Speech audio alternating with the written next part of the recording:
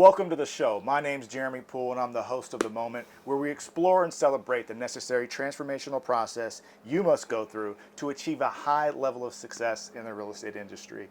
You guys, today's an incredible day for me. Not only do we have an incredible guest, Rich Hunt, but this is our very first The Moment deep dive, in which we're pulling the interview outside of the studio and going to a few different locations specific to Rich and his journey to help tell you his story and how he got to where he's at. Rich, thank you so much for being on the show, brother. So thank you for having me. Absolutely. Honored and privileged, and always been one to be on the show. I've followed you and seen your growth and excited. Thank you, brother. Well, Rich is a very, very, very exciting guy. Not only is he, you might be the most successful person I've ever had on the show, but he doesn't come across that way. And I think that you're really going to fall in love with this guy, his journey, his vision, his dream, and all that comes with it. So, Rich, as you know, the show's called The Moment. Mm-hmm.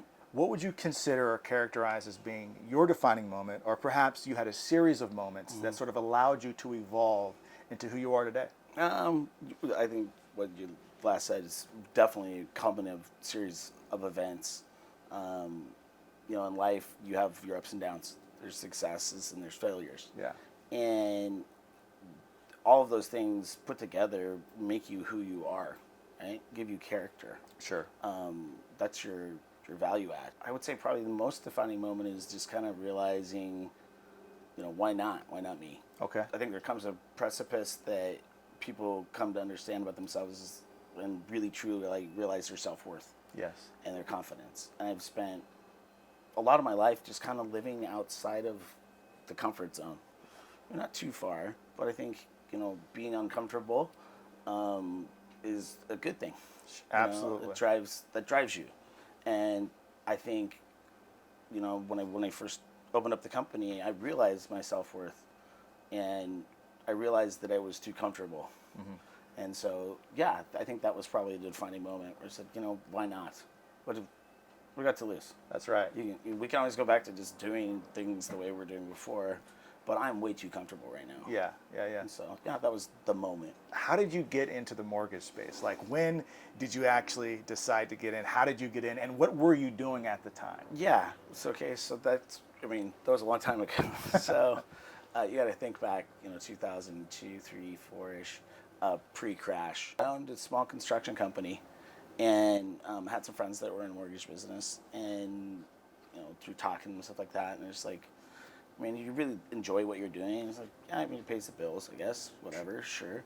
At that time, I wasn't married, didn't have kids or anything like that. And started, chatting with him. It's like, man, you would be, I think, really good at this. Okay. You have the qualities that it takes to be good at this. Okay. And so, it's not something, especially back then, it was a little bit, I think, tougher to get into and kind of break the chain. Well, we didn't have social media. Gotcha. We didn't have guys like you Sure. out telling stories.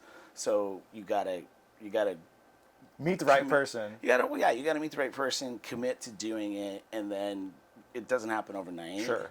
You got to build your business slowly, and so there came a time where I was doing both jobs, and just through, sheer volume, or there comes a time where you start making more money doing one thing, and then you're able to give up that other thing. Awesome. And I knew at the time too, if I didn't make that change, I did want kids and I did want to get married. Yeah.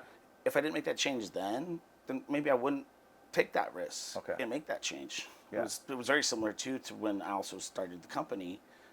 My kids were, 3? And I knew when they're 10, 11, 12, that maybe I'm too comfortable. I don't want to take that risk. Yes, there's more risk there. Right. Mm-hmm. And so I knew it would take some time to get it off the ground and get it going. And, let's do this now. And, like I said, when did you realize the moment? Well, that was when I realized the moment. There's no time like now. Right. So quit kicking the can and make it happen. Interesting. Okay, so were you at one point working for a construction company, and then you decided, there's actually more money on the table, and I can actually own my own outfit? No, I've always been, I think, self-employed or an entrepreneur to some extent. Okay.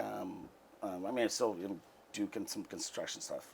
I own a development company too. We're building a few specs in South Seattle. Okay. So I've always had I thought about it and the stresses and stuff. It's like, I'm stressed out. Too much. Well, was even stressed out. It's a stressful job that we do, and I was stressed out then too. There's deadlines in construction. Yeah. It's got to be done by X, and you got to keep your costs at Y, and all of those things. And so, I didn't want to. I knew that wasn't something I wanted to spend my life's work doing. Sure. And so, if I didn't make that change and make the sacrifices that you need to do to make that transformation, that I might not do it. Gotcha. And that's my biggest fear is being stale, right? Yeah. Stopping. Sure. Always be moving. If you're not swimming, you're sinking. That's right. And so just always be swimming. You're now a loan officer. Was that something that you identified pretty quickly, that not only is this an opportunity where I can make a lot of money at, but it's actually something I enjoy and actually wake up in the morning thinking I get to do this another day? Absolutely rewarding. I don't perceive things in a monetary sense. I don't, when I look at something, I don't say, I want to make $1 million this year or whatever. Okay. Right? I've always set a goal, and then usually there's a bunch of money right behind that goal. Sure. Right? Too many people get encapsulated with, I want to make X or whatever. Yeah. I didn't think of it that way. Okay. Like, I want to close $20 million this year. Well, there's X amount of dollars behind that. Sure. Okay, well, we achieved that. Then, okay, gosh, that wasn't as bad as I thought it would be. This year it's 50. Yeah. Okay, and then so on and so forth. All right. And then you fulfill a goal. Trust me, there's some money not very far behind that goal. Yes.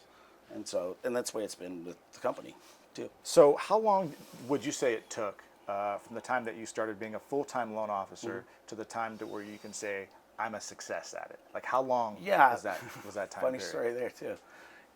It was probably every bit of, I don't know, 3 years-ish. Okay. Before I could say, I think I was pretty apt at it before then, but it was a different time then.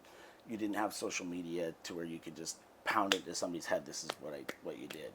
At that time, we were using things like DocuSign and stuff like that. You'd go out to somebody's house or meet them somewhere to have them just sign their initial disclosure set. Yeah. It was an entirely different landscape, and I think guys now have it a little bit easier in the ramp up. To where they can get the word out to a lot of what I call your sphere of influence. Yeah.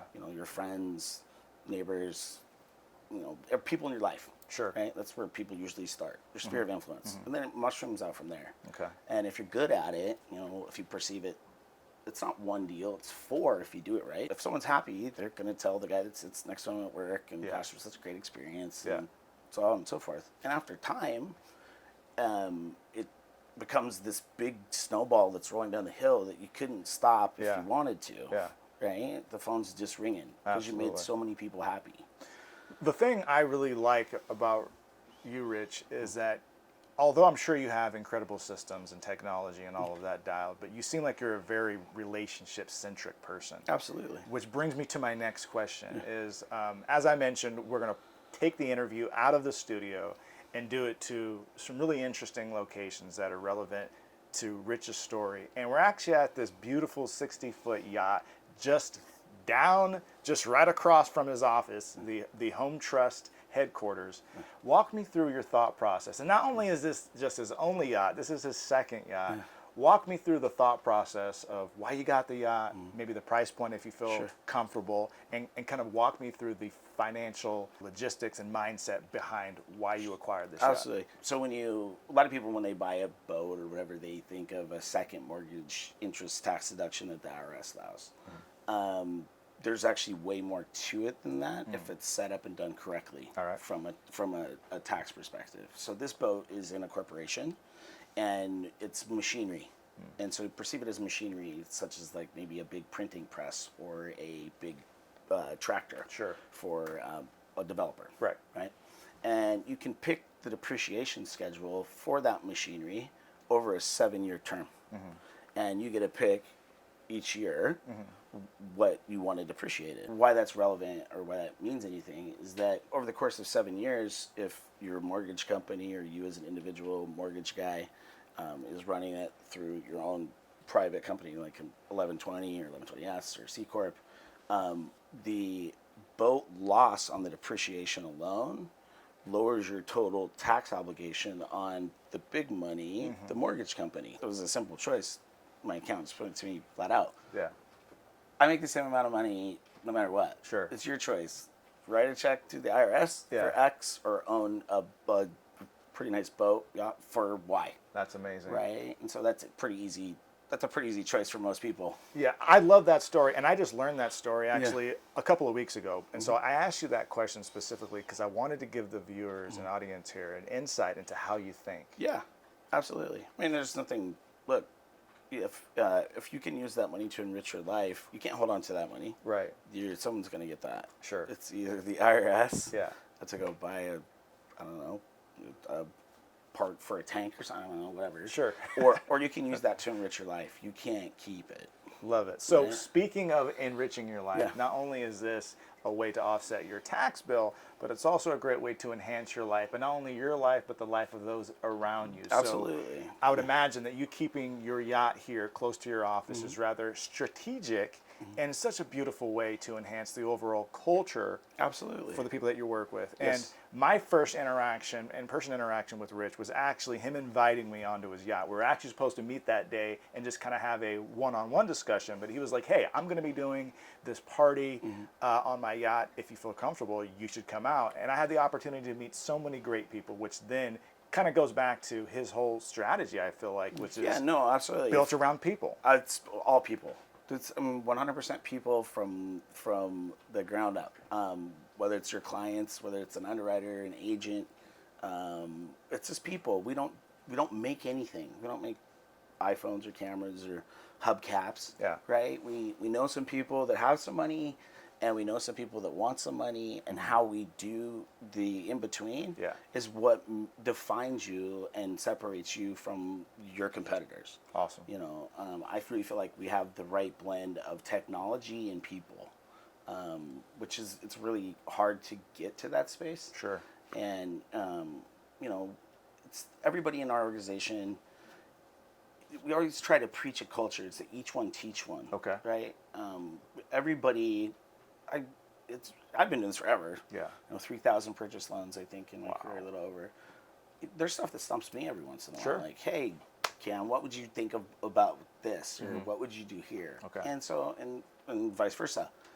It's always a free flow of ideas and how to do things better. That's excellent. Right. We always want to be doing better. There's always a better way. And that's a great segue into our next piece. Well, this is the end of our first segment. I'm loving this interview, and we'll catch you on the next one.